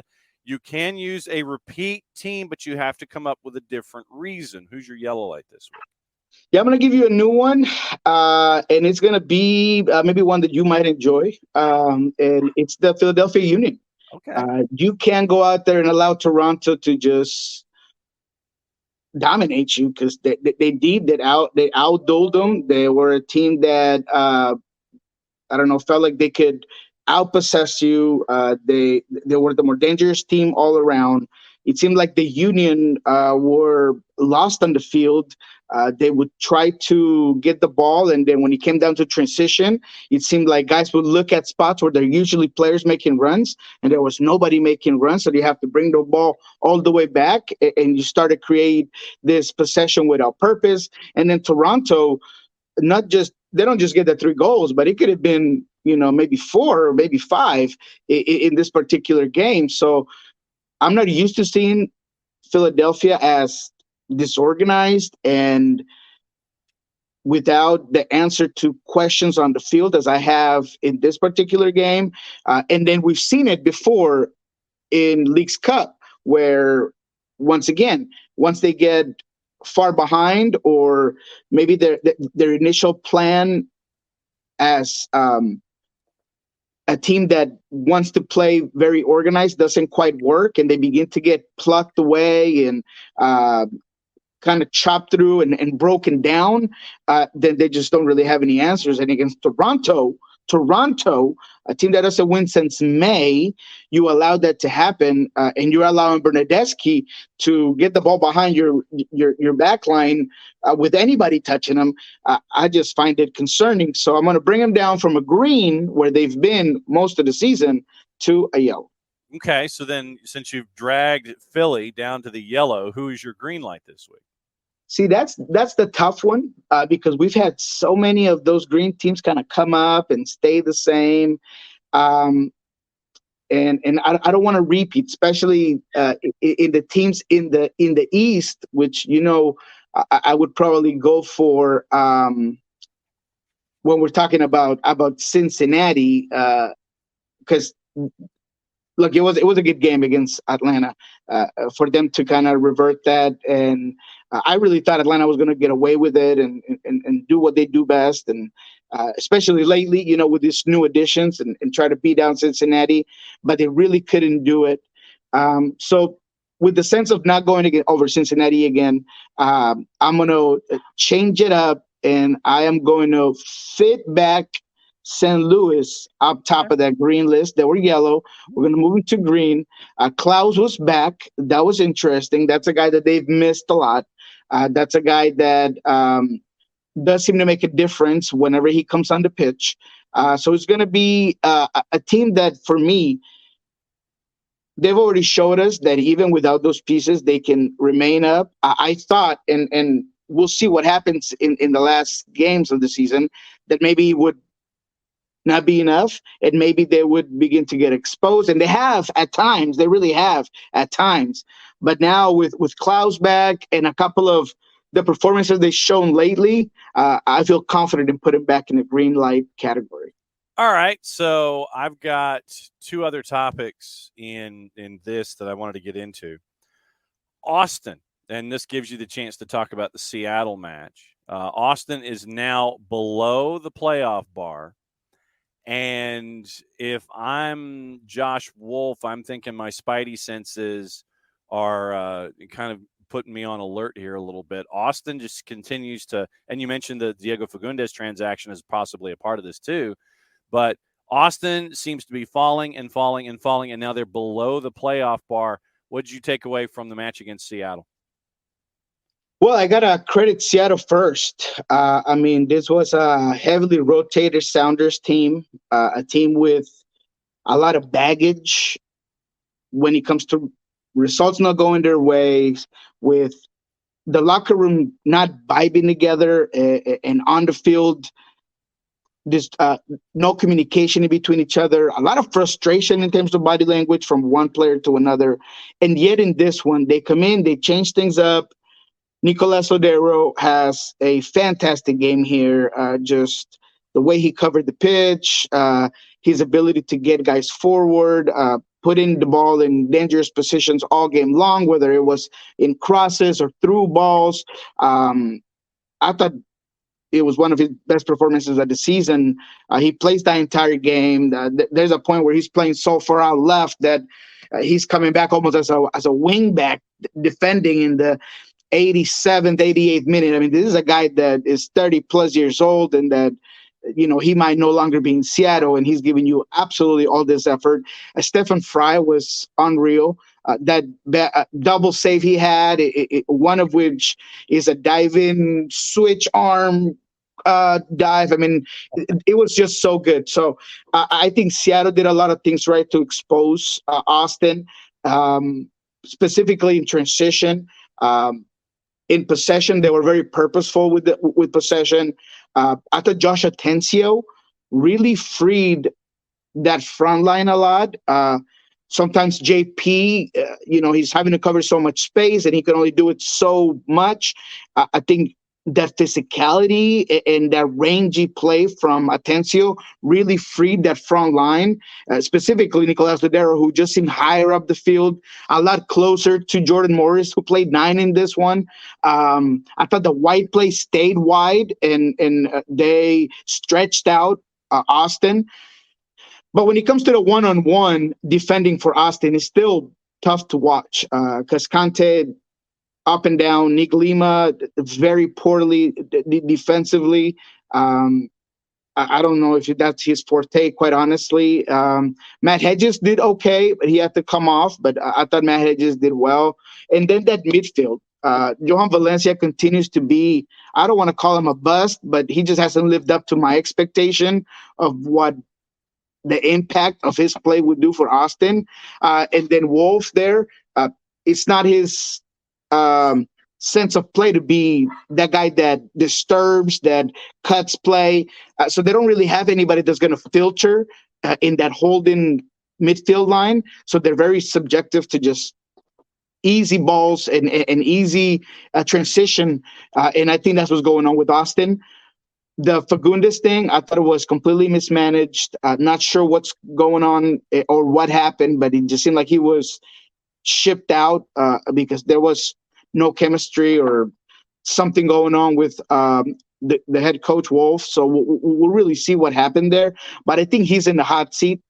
This team has gotten everything that they wanted in terms of your shopping list of players that you want to get, and yet there's been some digression from the very first season where they were bad, and then second season they do a lot better, and then they just aren't able to get past a certain point, and you're starting to see that. If they don't make the playoffs, which it doesn't seem like they might, and they continue to play this poorly, I can see him gone. Speaking of coaches, maybe, just perhaps, maybe possibly, Toronto got the new coach in the building bump, John Herdman. Now he's going to take over October 1st as he transitions and helps the transition at Canada Soccer for the new head of the men's national team. But John Herdman, who has no history of coaching on the club level, he just went from like New Zealand youth to Canada women to Canada men. Now, Bill Manning in Toronto thinks that bringing in a guy like John Herdman will put butts in the seats, turn Toronto into this hub for Canada soccer, try and attract those big names that apparently might be mad at John Herdman on a national team level. I don't know why you would want to play for somebody who, angers you as your national team coach. John Herdman is now the head coach in Toronto. What did you think when that – because we talked about the rumors and everything, but now that it's officially official, John Herdman, now the boss, starting October 1st in Toronto. As we said, I don't think he fits. I don't understand it. Sometimes you want a guy that comes with the right accolades and maybe brings a little sunshine of his own, and that's not what you get here, right? You're coming in from a place that needs to be revamped and rejuvenated, and I don't see his philosophy and style to be that of a player that of a coach that can really either mold the younger players and deal and squeeze the talent and what those superstars can provide. So I just don't get it. I'm not a fan of it. As we said before, the issues in Toronto are way beyond the coaching staff. So I think he's just another Lego block. And he eventually is going to be removed, and they're going to have to bring another one once you start putting this together and you figure out that your foundation is made out of Legos, and you need to figure that out. So all in all, I don't see Toronto being any better than they were before. If you want to ask me, I mean, you're downgrading on coaching if we're talking about Bob. I mean, that's just my personal take on it.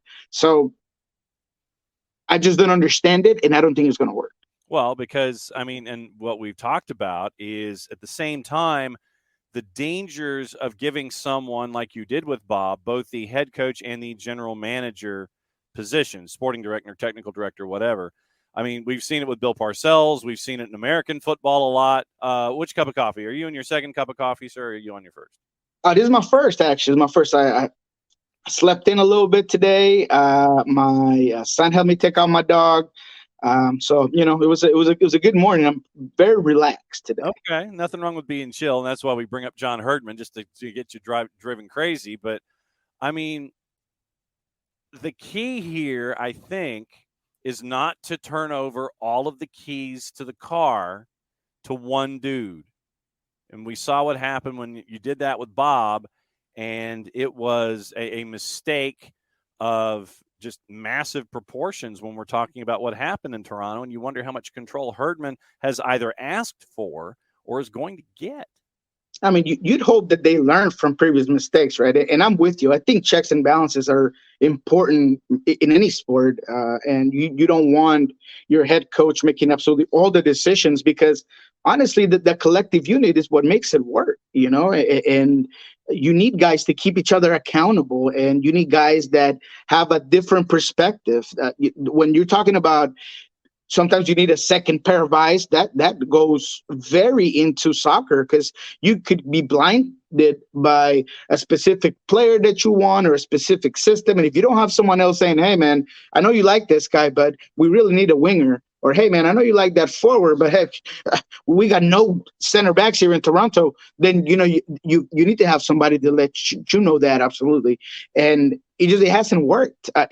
Sometimes it works. Bruce has done it correctly at times, and there are your exceptions. But all in all, I always think that any organization needs to have a sporting director, GM, or maybe GM, president of soccer, and all of that, because each one of those guys is going to bring a different perspective and is going to make you a better, more complete organization. And that's just the way it is. All right, 5-minute warning. We're going to go through the upcoming games here this weekend.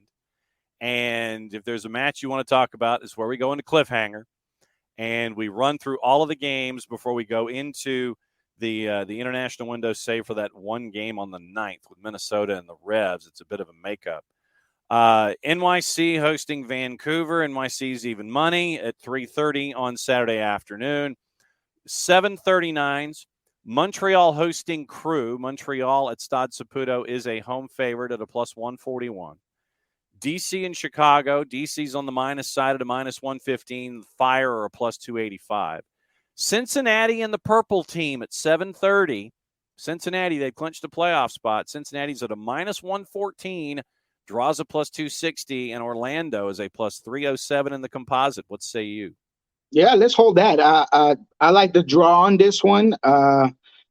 You just saw with Orlando that they're a team that at times they knock themselves down from what they could be doing. Essentially, Cincinnati, man, they like I said earlier, they've been impressive in the way they play, but you could perhaps see a little bit of downshift in here, uh, because you know and you understand that the Supporter Shield winner rarely wins the cup, and although they might get that, just continuing to play on fourth year, I don't think you want to overextend yourself, and you might want to rotate a little bit. They did a little rotation this weekend as well. I mean, yesterday in midweek play. How much do you see in this particular game? I do still they can either way give Orlando a lot of problems. So I like the draw, especially for those odds on this one. I get some juice boxes out of the back of the fridge for that one. All right. Revs are a minus 132 hosting Austin at 7:30. Your 8:30s, FC Dallas and 97-degree temps is hosting Atlanta United. That one's going to be an interesting one. Dallas is a plus 127. Atlanta United is a plus 202. Ooh, okay. Draws a plus 250. No, look, I think Atlanta can give Dallas a lot of problems. I mean, you just kind of saw it against St. Louis, a team that doesn't have the firepower that Atlanta does, but that can hit you with a lot of the dynamic play.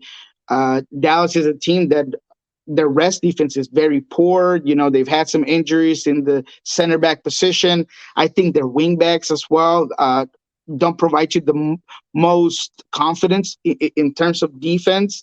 So I think Atlanta in this one could be a heavy winner for me. I would even take, what's the over-under on goals in this one? Well, let's see. When does it change? That's the big question. When does it change correctly? So let's see. Over-under flips to a positive at basically a plus 2 3/4. So if you go 3, it's at a plus 141. 3.5 is a plus 206. So 3.5 is a plus 206. It changes at plus 2.75. 2.5 is a minus 122. 2 3/4 is a plus 104. So I'll take the 3.5. I'll take the 3.5. Call me crazy, but I'll take the 3.5 in this one. Pius just got a very silly red card. I mean, there are goalkeepers that are meant to be out of the box. There are others that don't. And if you can't figure out whether you should just forget whatever the player closer to the ball is doing, if he's not listening to you, if he's not seeing you, just go out there and just kill that ball. And even if you have to give your own teammate a little bit of a shove, but you got to get the ball out. You can't just hesitate and then trip on your own feet and then have to hit the ball with your hands.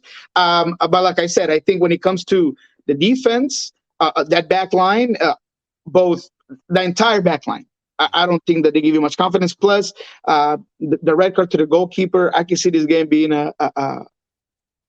a really good game for Atlanta. No doubt. Jimmy Maurer in net as opposed to Pice. Home favorites, Nashville against Charlotte, Sporting against all caps. RSL, big favorite at a minus 147 with Colorado. LAG at a minus 108 as the Dynamo come to town. San Jose at a plus 104 as Minnesota comes to town. You've got Cascadia, Seattle, and Portland at a minus 145. What do you think? Yeah, I mean, we could sit here and talk about that LA Galaxy Houston. I think it's going to be a good one, but I'm not going to talk about the Cascadia rivalry. I think Houston in this one is still a heavy favorite. I wouldn't put money in it. What's the numbers on Houston Galaxy, just real quick? Plus 259 for Houston. Plus 259 for Houston? Mm-hmm. Oh, I wouldn't mind putting money there. Look, I know the LA Galaxy is coming from a couple of good games. They got some new pieces in, and they seem to be revived a little bit. But Houston is just too good right now. They're in too good of a streak. Cole Carrasquilla is just a different man. You know, he just evolved into this superstar this season. And we've talked about Houston enough for you guys to know why I think Houston would win that game. Now, Seattle-Portland, that's a good one. I mean, that's El Clasico of Clásicos in MLS, if you ask me. Portland, Gio-less is the way I put it. Gio he put his hand down. I mean, he owned the Sounders ever since Giovanni Savarese took over. Brian Spencer and Seattle Sounders were unable to beat that team. I do believe that he was a big part of knowing how to plan games, how to execute them, how to minimize what Seattle does correctly. There was a little bit of a mind game between him and Brian that now is gone. Seattle's coming in from building some momentum. Maybe so are they, right? With a surprising win over RSL. In paper, you could say, you could argue that Portland is the better team. But I think the Seattle Sounders, when it comes to having that core group that has probably been dying to finally get a win against Portland, I think they're going to go all out in this one. As long as there are no injuries, I really do believe that Seattle is finally going to break that wall down and get a win over Portland. All right, then we wrap up. Union are at home on Sunday, favored against Red Bulls, and the weekend finishes LAFC against Messi and Friends. LAFC is a -101.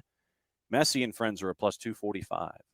Yeah, I feel like that's a trap game. To me, when it comes to when it comes to the juice boxes, not trap game at all, because I really do think that LAFC is either going to pull it off or they're going to draw. I mean, you just saw what maybe a more exhausted Messi and Friends looks like against Nashville, that they played this game a lot differently. I mean, they were going out there and just hitting this inner Miami FC team, hitting Messi. Dax is trying to tackle Lionel Messi, trying to pull down his shorts. I mean, it was definitely a game where I think Nashville figure out that they'd had to play with a different sort of mentality, and they made it difficult for them. And you start to see how much you need certain players for Inter Miami.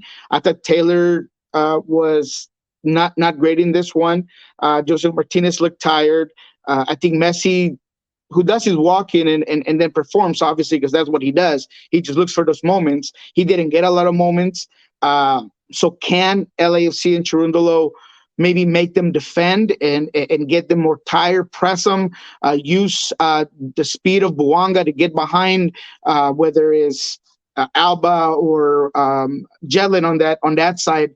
I think they can really do it. They have the weapons to bring it to Miami. So I see LAFC. I wouldn't put any money on it on this one particularly, but I think that LAFC could either win it or draw this game. All right, so then Jason Nix asks, where do you think Gio lands? MLS, Liga MX, or someplace else? I think he'll stay in MLS. I think that's where his highest value is. I've mentioned that he indicated in several talks that we've had with him that he had ambitions to coach a national team, but I don't know if there's any vacancies at this moment where he really fits. He's wanted to coach the Venezuelan national team for a very long time. That's somewhere where I'm sure he'd look, but not sure if he would get that job right now. On the contrary, in MLS, there's a ton of teams that could use him, that would want to have him. RSL is one of them that, if, depending what happens with Pablo, would love to have a guy like Gio that has a rapport with South American players, that gives you a little bit more, that has been as successful as he has in the Western Conference. I think Orlando, depending on what happens with Oscar Pareja, could look at a guy like Giovanni Savarese. So there's just a lot of teams all around this league that I think could benefit from having a guy like Gio. So because of his value, how he knows the league, and how relevant he's been over, the last 10 years, I believe that he's going to stay in MLS. All right, what's going on Soccer Bar and Pulso Sports, my friend? All right, Soccer Bar today, 1 o'clock Pacific time. We'll go back, look at all these games. We also have a couple of sound bites from players all around the league in terms of this Wednesday week of games, if you will, fecha, we call it in Spanish. We're going to do some really good debating on some of these teams. And can LA make the push to the playoffs? Can Miami do wonders, and even with this draw, get there. Some really good debating in Pulso. We'll be following up everything that has to do with this Cascada rivalry. We'll have a bunch of sounds and interviews with players all around. And of course, you cannot miss out on what's going to happen after the game and all those frequencies that you might get out of that Cascadia team. We're going to have people on the stands and at the march just to get you guys some of that feel. So check out Pulso Sports for that one. He's Niko. I'm Nelly. That's another round on Thursdays. As great as always to catch up with you, Niko, my friend. We are out the door. We'll be back at it again, 9:05. Appreciate it, my guy. Tomorrow morning, 9:05. So Niko gets to go and enjoy his first cup of coffee and remain calm for the remainder of the morning. Peace out. We'll see you tomorrow.